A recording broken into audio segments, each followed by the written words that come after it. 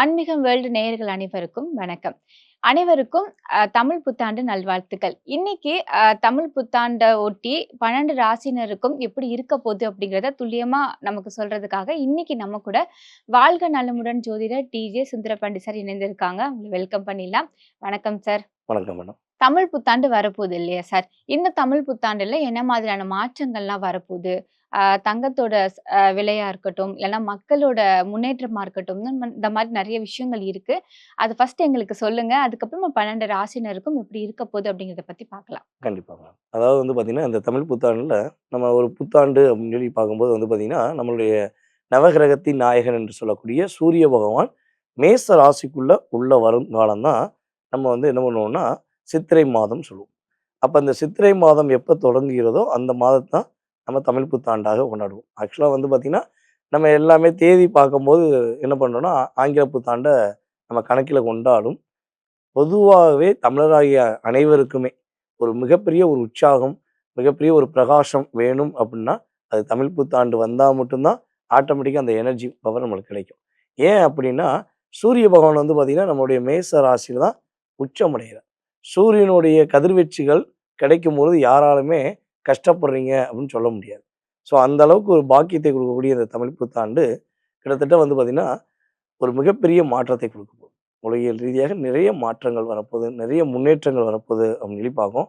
பொதுவாகவே வந்து பார்த்தீங்கன்னா, இந்த வருட கிரகங்கள் தான் எப்பவுமே வந்து ஆளுமை கொள்வாங்க அப்படின்னு சொல்லுவோம்.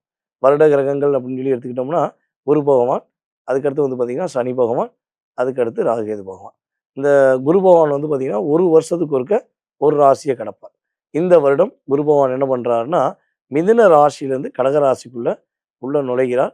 கிட்டத்தட்ட ஆனி மாதம். அதாவது நம்ம ஆங்கில தேதிக்கு சொல்றதா இருந்தா ஜூன் மாதம். அவர் என்ன பண்றாருன்னா, மிதுன ராசியிலேருந்து கடக ராசிக்கு போறார். அதுக்கடுத்து வந்து பார்த்தீங்கன்னா, நம்ம சனி பகவான் சொல்லக்கூடிய நம்முடைய மெதுவான ஒரு நாயக் கிரகம்னு சொல்லுவோம். அதாவது நீதிமான்னு சொல்லுவோம். அவர் வந்து பார்த்தீங்கன்னா, இந்த வாட்டி எங்கேயுமே மாறப்போறது கிடையாது. அவர் மீன ராசியிலே உட்கார்ந்து எல்லாருக்குமே அவருடைய விஷயங்கள செயல்படுத்துவார்ன்னு சொல்லலாம். ஸோ அதுக்கடுத்து நிழல் கிரகங்கள் என்று சொல்லக்கூடிய ராகு, கேது பகவான் வந்து பார்த்தீங்கன்னா, இந்த வருடங்கள் கட்டாயமா என்ன பண்றாங்கன்னா, இந்த கரெக்ட்டா கேது வந்து சிம்மத்தில இருக்காரு. சிம்மத்தில இருக்க கேது கடகத்துக்கு வருவார். அதேபோல நம்மளுடைய ராகு பகவான் வந்து பார்த்தீங்கன்னா, கும்பத்திலேருந்து ரிவர்ஸ்ல மகரத்துக்கு வருவார். ஸோ இந்த ராகு கேது பயிற்சியும், அதேபோல குரு பயிற்சி மட்டும்தான் இந்த புத்தாண்டுல உறுதியாக கிரக பயிற்சிகள் மாறுது அப்படின்னு சொல்லி எடுக்கலாம். ஸோ இந்த கிரகங்களிலே மிக வலிமையான கிரகம், சுப கிரகம் என்று சொல்லக்கூடிய குரு பகவான் கிட்டத்தட்ட 12 ராசி நேயர்களுக்குமே, பொதுமக்களாகிய அனைவருக்குமே மிகப்பெரிய மாற்றங்கள். அதாவது எது கிடைக்கலன்னு வருத்தப்படுறாங்களோ, அதெல்லாம் கிடைப்பதற்கான ஒரு பாக்கியத்தை, இவ்வளவு நாட்களாக எனக்கு பணம் இல்ல, எனக்கு திருமணமே முடியல, எனக்கு குழந்தை பாக்கியம் இல்ல, சொல்லி ஒவ்வொரு ராசிக்காரங்களுக்கும் ஒவ்வொரு விதமான ஒரு எண்ணம் இருக்கும். இது கிடைச்சா சந்தோஷம் அப்படின்னு. அது கிடைக்கலங்கிற விஷயத்த கொடுப்பதற்காகவே குரு பகவான் உச்ச வீட்ல போய் உட்கார போறார். நம்ம கடகராசிக்குள்ள உட்கார போறார். அது மிகப்பெரிய அற்புதம். மிகப்பெரிய மாற்றம் அப்படிங்கிறத சொல்ல முடியும். ஸோ இந்த குரு பகவான் கடகராசிக்குள்ள போறனால இன்னொரு பெரிய ஒரு மாற்றம் அப்படின்னா, இந்த சிறு குழந்தைகளையும், பெண் குழந்தைகளையும் தவறான முறையில தேவையில்லாம மிஸ்யூஸ் பண்ணி அந்த குழந்தைகள கொலை பண்றாங்க பார்த்தீங்களா? இப்படிப்பட்ட சமூக விரோதிகள்னு அவங்கலாம் சொல்லலாம். அப்படிப்பட்ட நபர்களுக்கு இந்த வருடம் உறுதியாக இந்த தமிழ் புத்தாண்டு ஆரம்பிச்சதுலருந்து மேக்ஸிமம் 1 இயர்க்குள்ள மிக கடுமையான தண்டனையான தூக்கு தண்டனை அதிகமா விதிக்கப்படும். இப்போ வரையும் அவங்கலாம் தப்பிச்சு வெளிய வந்துருக்காங்க. சில நபர்கள் இன்னும் வெளி உலகத்துக்கு தெரியாம இருக்காங்க. ஸோ இப்படி மிஸ்யூஸ் பண்ற அத்தனை பேருக்குமே மிகப்பெரிய தண்டனை கிடைக்கக்கூடிய ஆற்றல் குருவோடைய பரிபூர்ண ஒரு செயல்பாடு மூலமா கிடைக்க போகுது. ஸோ ஏன் இத தெளிவா சொல்றோம்னா, சனி பகவான் குரு வீட்ல இருக்கார். நீதியரசர் குருவோட வீட்ல தான் இருக்கார். குரு வந்து கரெக்ட்டா ஜூன் மாசத்துக்கு மேல டைரக்ட்டா என்ன பண்ணுவார்ன்னா, சனி பகவான பார்ப்பார். அப்ப உறுதியாக இந்த சட்டம் கொண்டு வருவதற்கான வாய்ப்புகள் அதிகமா இருக்கு. கொண்டு வந்தா இந்த இந்தியாவே இல்ல, உலகமே சந்தோஷமா இருக்குங்கிறது நிதர்சனமான உண்மை. சார் அடுத்ததா கன்னி ராசிக்காரர்களுக்கு இந்த தமிழ் புத்தாண்டு எப்படி இருக்கு? அவங்க புது முயற்சிகள்ல ஈடுபடலாமா? அதாவது பொதுவாவே வந்து பார்த்தீங்கன்னா, கன்னி ராசி அப்படின்னோனே எல்லாருக்குமே ஒரு சந்தோஷம் வரும். கன்னி ராசிக்காரங்க ஒரு வீட்ல இருந்தாலே, அந்த வீட்ல உள்ள அத்தனை பேருமே சந்தோஷமா இருக்கலாம், மகிழ்ச்சியா இருக்கலாம் அப்படிங்கிற ஒரு மனநிலையில இருப்பாங்க. காரணம், மத்தவங்களுடைய கவலைகளையும், மத்தவங்களுடைய பிரச்சனையும் தனக்குள் வைத்துக்கொண்டு, பிறருக்கு பிரகாசமாய் ஒரு சந்தோஷத்தை குடுக்கக்கூடிய நபர்கள் தான் நம்ம கன்னி ராசிக்காரங்க. ஆனா கன்னி ராசி அன்பர்களுக்கு வந்து பார்த்தீங்கன்னா, கிட்டத்தட்ட இப்போ ஒரு 3 வருட காலமாக பல முயற்சிகள் எடுக்காங்க. அதாவது இவங்க ஒரு தடவ அடி வாங்குனா சரிங்களா, கிட்டத்தட்ட 3 வருஷத்துல பல தடவ அடி வாங்கிட்டாங்க. ஆனா இருந்தாலும் இவங்க முயற்சிய மட்டும் கைவிட்டதே கிடையாது.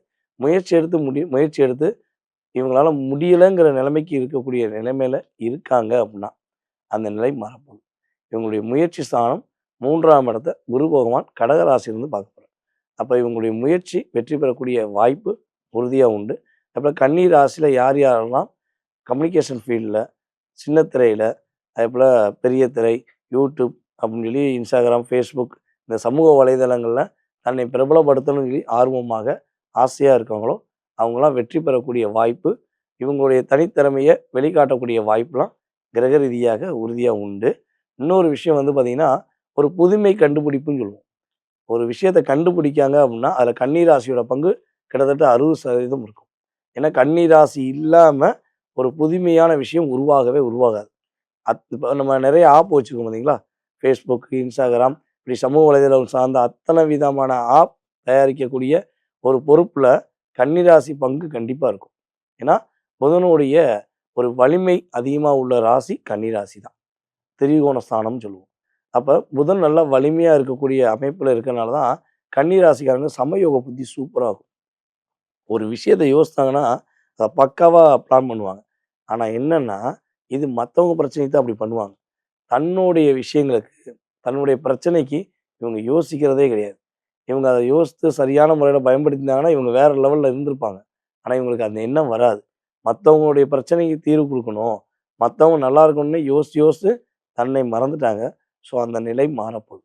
இவங்களுடைய முயற்சி, இவங்களுடைய சிந்தனை சிறப்படையக்கூடிய ஒரு அற்புதமான காலகட்டம் இந்த தமிழ் புத்தாண்டு. கன்னி ராசிக்காரர்களுக்கு வந்து அவங்களுடைய காதல் வாழ்க்கை எப்படி இருக்கு? காதல்ல இருக்கிறவங்க திருமணத்துக்கு கைகூடுமா? இல்ல திருமணத்துக்கு ட்ரை பண்றவங்களுக்கு திருமண வாழ்க்கை எப்படி இருக்கு? அத பத்தி சொல்லுங்க. பொதுவாவே வந்து பார்த்தீங்கன்னா, ஃபர்ஸ்ட்டு காதல பார்த்துருவோம். கன்னி ராசிக்காரங்களுக்கு வந்து பார்த்தீங்கன்னா, காதல் அப்படின்னு வந்த பிறகு தான் பிரச்சனைங்கிறது கூடயே சுத்தும். ஏன்னா நம்ம ஒரு 4 பேர் இருக்காங்கன்னு வச்சுக்கோங்களேன், கலகலன்னு இருந்தாலே கேட்போம். "கன்னி ராசியாப்பா?" அப்படின்னு கேட்போம். ஏன்னா கன்னி ராசினாலே என்னன்னா, பெண்ணா இருந்தா ஆண் கூட்டம், ஆணா இருந்தா பெண்கள் கூட்டம். அப்படிங்கிறது இயல்பாகவே ஒரு கூட்டம் இருக்க தான் செய்யும். ஆனா அந்த கூட்டங்கள்லாம் ஏன் இருக்காங்கன்னா, கன்னி ராசிக்காரங்கட்ட இருக்கிற ஒரு சந்தோஷத்தை, கன்னி ராசிக்காரங்கட்ட இருக்கிற பணத்த எப்படி ஆட்டைய போடலாங்கிறக்காண்டியே ஒரு கூட்டம் இருக்கும். ஆனா கன்னி ராசிக்காரங்க இப்போ வரையும் யாருடைய பொருளாதாரத்தையோ, யாருடைய சந்தோஷத்தையோ பறிச்சதா சரித்திரமே இல்ல. ஏன்னா, இங்க சுக்கிரன் வந்து வலிமை இழக்கிறார். சுக்கிரன் வலிமை இழந்தனால என்ன ஆகுதுன்னா, தனக்கான சந்தோஷத்தை விட்டுக் குடுக்கக்கூடிய பாக்கியம் இவங்களுக்கு இருக்கு. அப்ப எவ்வளோ அடிச்சாலும் இவன் விட்டுக் குடுக்குறான்டா அப்படின்னு இவங்க கூடவே இருக்கக்கூடிய சூழ்நிலை மத்தவங்களுக்கு இருக்கு. ஸோ அந்த நிலைமையில தான் கன்னி ராசிக்காரங்க இருக்காங்க. ஸோ இப்ப வந்து பார்த்தீங்கன்னா, காதல்ல பிரச்சனைய சந்திச்சவங்க, காதல்ல நிறைய தோல்விய சந்திச்சவங்க, கன்னி ராசிக்காரங்க யாராவது வருத்தப்பட்டு இருந்தாங்கன்னா, இனிமே அவங்களுக்கு காதல்ல வெற்றி. இவ்வளவு நாட்களாக காதல்லாம் போலியான காதல் எல்லாமே இவங்கள விட்டு போயிருக்கலாம். சரியா? உண்மையான காதல் உறுதியாக வெற்றி பெறுங்கிறத பார்க்குறோம். இல்லங்க எங்க காதல் உண்மையான காதல். ஆனா, இப்ப போராடிக்கிட்டு இருக்கோம். கடைசி நிலைமையில இருக்கோம். எங்க ஒ வீட்ல உள்ளவங்க எங்கள சம்மதிக்க மாட்டேங்கிறாங்க. நாங்க இன்னும் ஒரு கட்டாயமா என்ன சண்டை வந்தாலும் நாங்க சேரணும்னு தான் முடிவுல இருக்கோம் அப்படின்னு, உண்மையான காதல்ல இருக்கிற கன்னிராசி அன்பர்களுக்கு காதல்ல உறுதியாக வெற்றி உண்டு. அவங்களுடைய பேரண்ட்ஸோட அனுமதியுடன் திருமணம் முடிக்கக்கூடிய பாக்கியம் இந்த காலகட்டங்கள்ல கிரக ரீதியா ஃபர்ஸ்ட்டு ஏற்படுது. ஓகேவா? நெக்ஸ்ட் வந்து கேட்டது நீங்க என்ன கேட்டீங்க? காதல் திருமணத்துக்கு அடுத்து கல்யாணம் ஆக்சுவலா உண்டான்னு கேட்கீங்க. காதலிக்காம கல்யாணம் முடிக்கணும்னு நினைக்கிறவங்களுக்கு சனி பகவான் 7ல இருந்தாரு. அப்ப நெறைய தடை இருந்துச்சு. கிட்டத்தட்ட ஒரு 1 வருஷமா இவங்களும் வரன் பார்த்துக்கிட்டே இருக்காங்க. இவங்களுக்கான ஒரு மேட்சிங்கான வரன் கிடைக்கல. ஸோ அந்த நிலைக்கு மாறாக குருவுடைய அற்புதமான பார்வை இவங்களுடைய ராசிக்கு 7ஆம் வீடான இவங்களுடைய மீன ராசிய குரு பகவான் 9ஆம் பார்வை மூலமா பார்க்கார். அப்ப கடகத்துல இருக்க குரு தன்னுடைய வீட்டையே பார்க்கறனால இவங்களுக்கு திருமண பாக்கியத்த நகர்த்தி குடுப்பார். ஒரு விஷயம் என்னன்னா, ஒரு சுய ஜாதகத்துல திருமணம் நடக்கணும் அப்டின்னா, குருவும், சனியும் ஆதரவு இருந்தா மட்டும் தான் அந்த கல்யாணம் நடக்கும். ஸோ அப்ப இப்ப கோச்சார கிரகமான சனி பகவானும் சரி, குரு பகவானும் சரி, நம்மளுடைய கன்னி ராசிக்காரர்களுக்கு திருமணத்தை நடத்தி வைக்கக்கூடிய பாக்கியத்தை குடுக்கறனால, உறுதியா இந்த வருடம் திருமணம் முடியல அப்படின்னு வருத்தப்படுற கன்னி ராசிக்காரங்க கல்யாணம் முடிக்கக்கூடிய பாக்கியம் உறுதியா உண்டு. கடன் பிரச்சனையில மாட்டிக்கிட்டு இருக்கிற கன்னி ராசிக்காரர்கள் வந்து இந்த தமிழ் புத்தாண்டு காலகட்டத்துல விடுபடுவாங்களா சார்? கடன் பிரச்சனையில வந்து பார்த்தீங்கன்னா, கன்னி ராசிக்காரங்க நீ சொன்ன மாரி நெறைய மாட்டிக்கிட்டாங்க. இவங்களுக்காக வாங்குன கடனை விட, பிறருக்காக வாங்கி குடுத்த கடனே அதிகம் அப்படின்னு சொல்லலாம். கன்னி ராசிக்காரங்க மேக்ஸிமம் வந்து பார்த்தீங்கன்னா, இப்ப இல்ல, எப்பவுமே கடன் வாங்கக்கூடாது. ஏன்னா, காலசக்கரத்துக்கு 6ஆம் இடம் தான் கன்னி. இவங்க எப்ப கடன் வாங்குறாங்களோ, அதுலருந்து தான் இவங்களுக்கு வாழ்க்கையில ஏழ்றங்கிறது இவங்கள விட்டு போகாம கூடயே இருக்க மாரியே ஃபீலிங் இருக்கும்.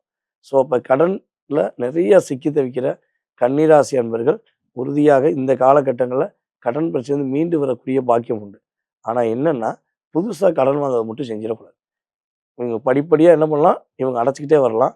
ஒரு மாசம் ஒரு தொகைய எடுத்து வச்சு, இவங்க புதன்கிழமை இவங்க சனி ஓரையில எடுத்து வச்சாங்கன்னா, இவங்களுக்கு கடன் கொஞ்சம் கொஞ்சமா அடைஞ்சுக்கிட்டே இருக்கும். ஆட்டோமேட்டிக்கா அடைஞ்சிரும். ஸோ, ஆனா புதுசா ஒரு கடன் அடைக்கிறதுக்கு இன்னொரு கடன் வாங்குறேன்னு சொல்லி மட்டும் இந்த புத்தாண்டு ஆரம்பிச்ச பிறகு எக்காரணத்த கொண்டும் வாங்கக்கூடாது. வாங்குனாங்கன்னா அது இரட்டிப்பாக மாறிடும். ஏன்னா, ராகு வந்து 6ல இருக்கார்.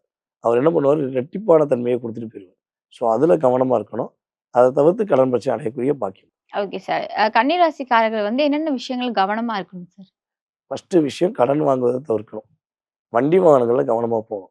கன்னி ராசினியர்களுக்கு நான் திரும்ப திரும்ப சொல்லியிருக்கேன். நம்மளுடைய இளைஞர்களுக்கு வாகனங்கள்ல கரெக்ட்டா வண்டி வாகனங்கள கரெக்ட்டா யூஸ் பண்ணீங்கன்னா பாதிப்பு கிடையாது. ரீலிங் பண்றேன், ரோலிங் பண்றேன்னா, உங்களுக்கு தெரிஞ்ச ஹாஸ்பிட்டல்ல முதல்லயே ஒரு பெட்டுக்கு அப்பாயின்ட்மென்ட் வாங்கி வச்சுக்கோங்க.